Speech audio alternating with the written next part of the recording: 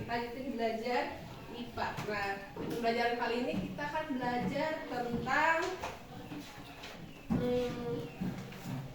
klasifikasi materi dan perubahannya.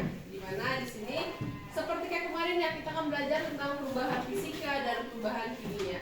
Dan akan lebih dirincikan lagi kita dengan belajar sistem periodik unsur. Coba nih, kemarin kan udah dibahas ya tentang perubahan fisika dan perubahan kimia. Ada yang bisa jelasin nggak perubahan fisika itu seperti apa dan perubahan kimia itu seperti apa?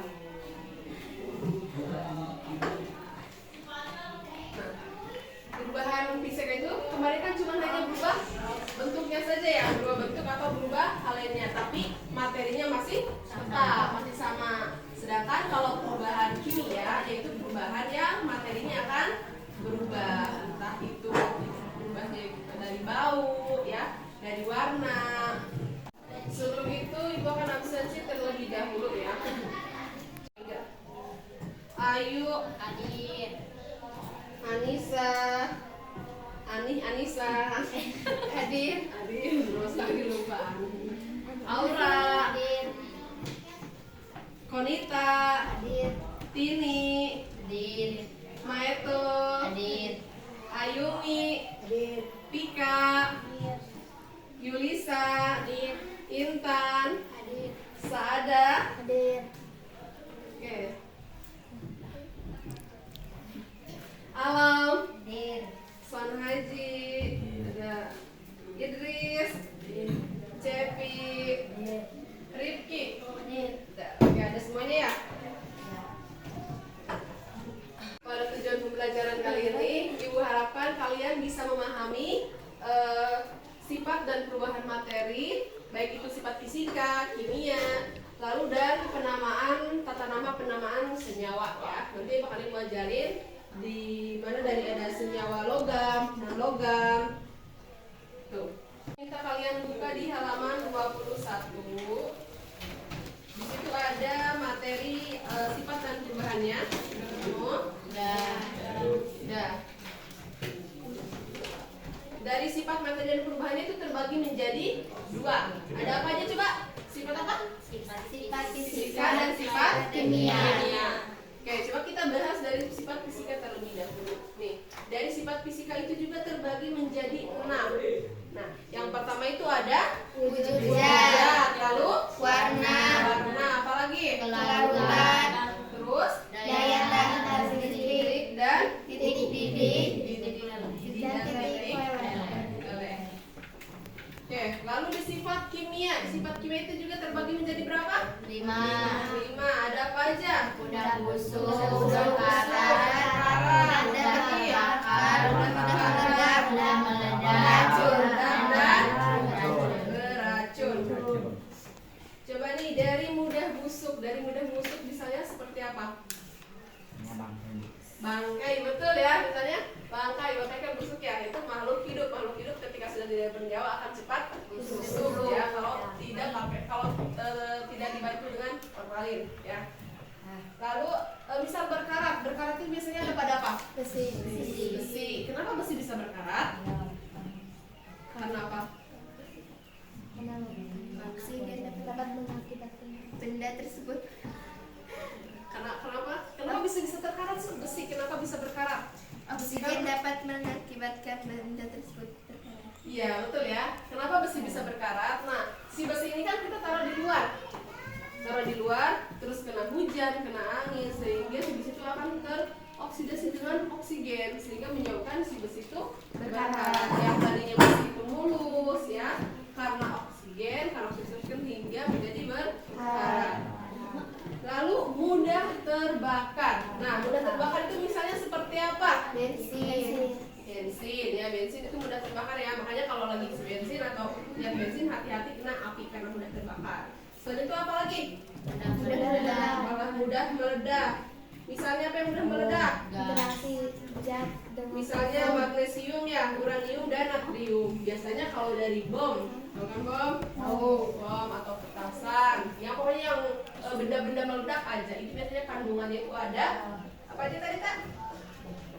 Ada magnesium, uranium dan natrium.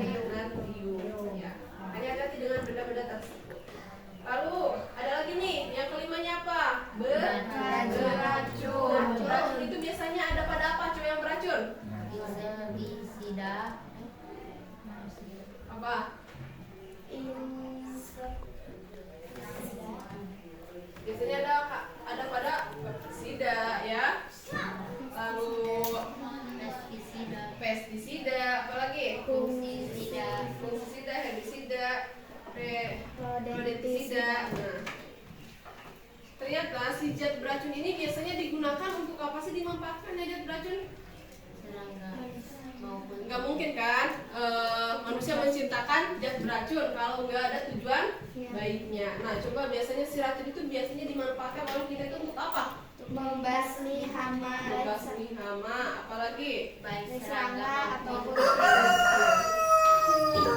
biasanya untuk membasmi hama ya, karena kalau hama misal sama kita digebak tunang atau cuma itu sama pergi, kira-kira si hama bakal pergi mal? Berarti harus apa? Ya, harus diracun biar si hamanya pergi dan mati sekalian. Oke, kita masuk ke nomor pelajaran materi kedua, yaitu aturan penamaan senyawa. Nah, senyawa di sini itu terdiri dari senyawa apa? logam Logam dan non-logam. Kalian tahu logam? Bos kumaha coba logam seperti apa? besi, Besi, seperti besi. Tahu uang nggak? Tahu. Uang gopek? Tahu. Nah, itu terbuatnya dari Besi. logam. Kalau dari besi nih, kalau misalnya si uang itu terbuat dari besi pasti gampang berkarat. Ya, berkaratnya seperti besi kayak pagar-pagar.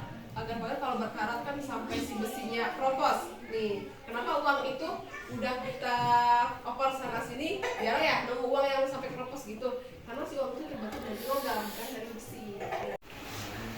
Kan tadi saya itu terdiri dari unsur logam dan non-logam. Dari senyawa-senyawa tersebut ternyata itu bisa saling bereaksi ya.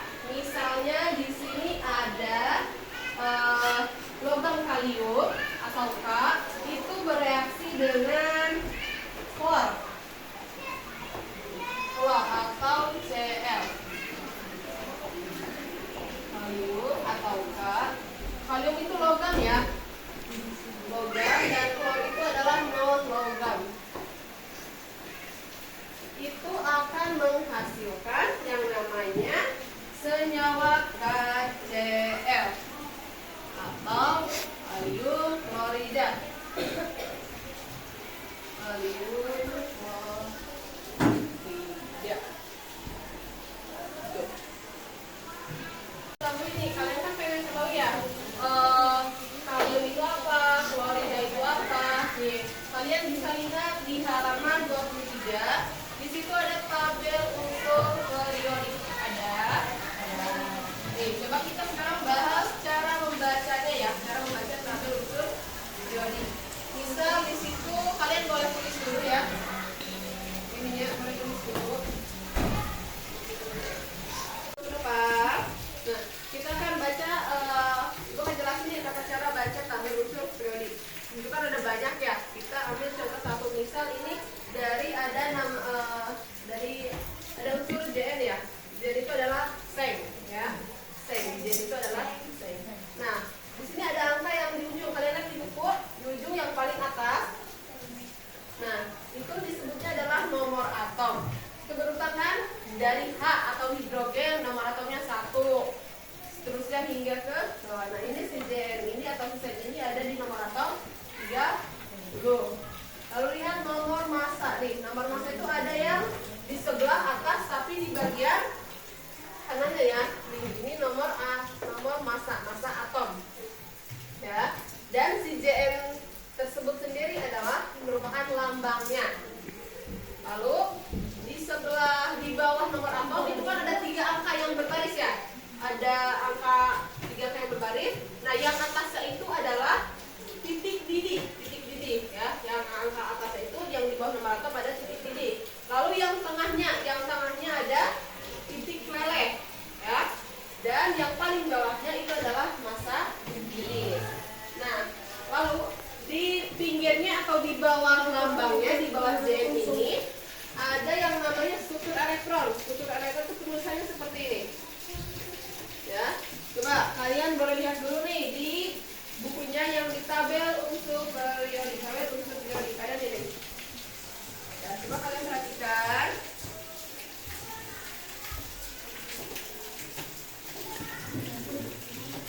Ya, perhatikan. Mana? Bisa lihat cara bacanya?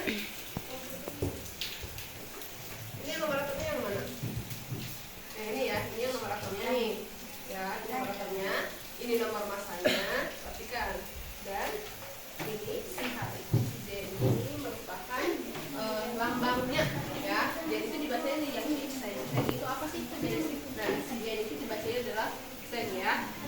Sudah ketemu? Nah ini cara bacanya gini ya nih. Ini yang unsur yang tengah nih yang pakai DN itu namanya lambangnya. Nih kamu lihat nomor yang ini? Nah nomor yang ini itu yang di atas, yang atas paling kiri, yang atas paling kiri itu namanya nomor atom. Ingat ini nomor atom, jangan kembali nomor massa di sebelah kanan, nomor atom di sebelah kiri ya. Sekali lagi, ya, kamu udah paham? Nah, mana coba yang mana nomor atomnya, yang mana nomor massanya?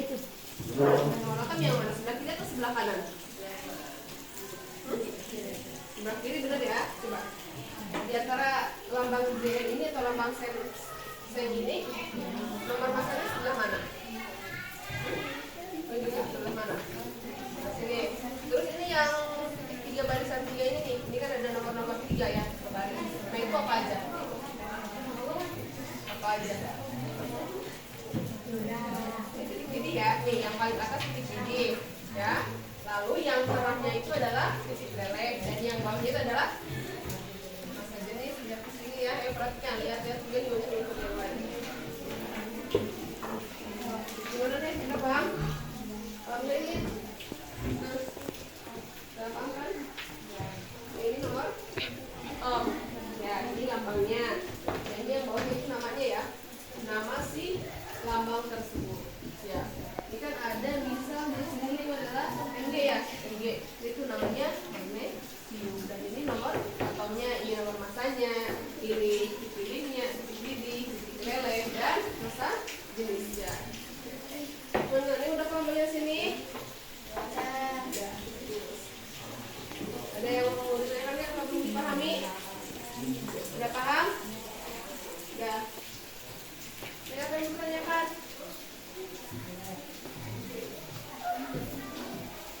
Udah paham nggak?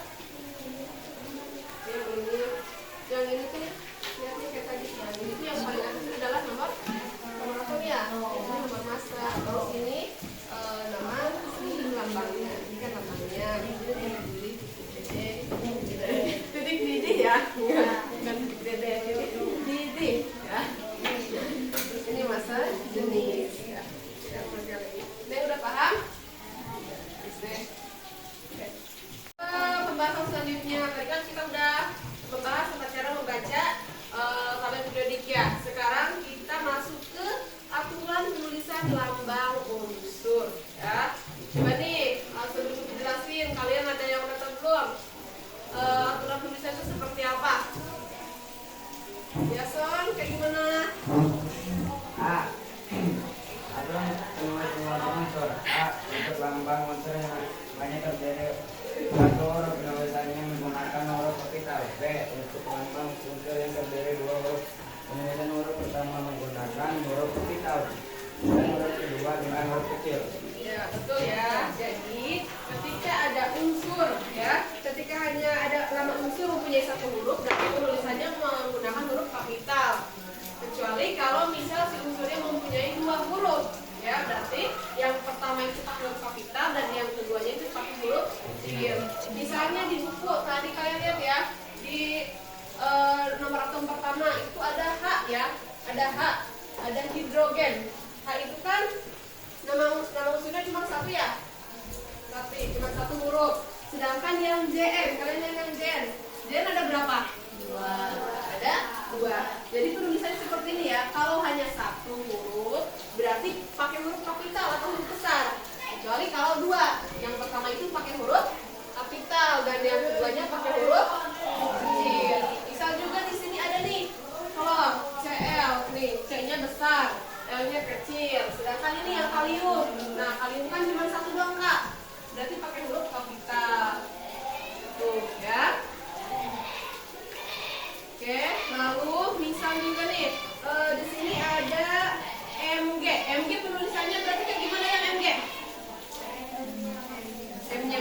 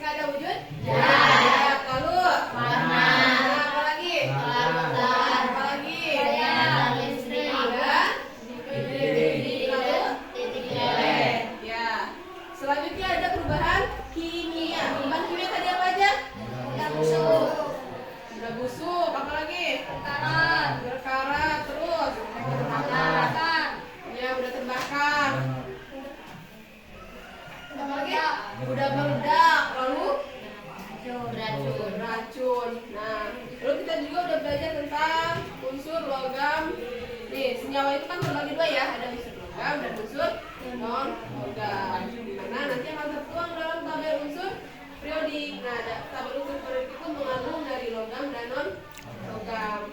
Nah, lalu apalagi tadi yang saya singgung di pembelajaran? Apalagi? Dan cara membaca tabel periodik unsur serta penulisan lambang unsur. Betul ya? Nih, kita tadi belajar tentang cara pembacaan tabel unsur periodik ya. Yang mana yang atas itu dibacanya nomor atom ya, sebelah mana, nomor massa sebelah mana, lambangnya sebelah mana, nama senyawanya juga sebelah mana. Tadi udah dijelasin. Lalu selanjutnya ada yang bisa dibuka lagi ya, yang terakhir itu apa? Penulisan lambang unsur yang benar yaitu jika hanya satu huruf berarti pakai huruf kapital, jika ada dua huruf berarti kapital dan huruf kecil. Oke ya, betul. Jadi untuk tata penulisan senyawa unsur yang benar itu jika hanya ada satu huruf ya. Juga ingat hanya ada satu huruf. Berarti pakai apa San Haji? Pakai huruf ini. Ya, pakai huruf gede ya. Atau pakai huruf kapital. Betul ya. Kalau hanya satu huruf pakai huruf kapital. Ada San Haji huruf gede cina. Lalu gimana nih kalau yang punya dua huruf? Kali ini yang huruf ketik ini. Ya betul ya. Jadi kalau yang punya dua huruf berarti pakai huruf kapital 1 dan huruf kecil 1. Oke, sampai sini ada yang mau ditanyakan lagi? Ya.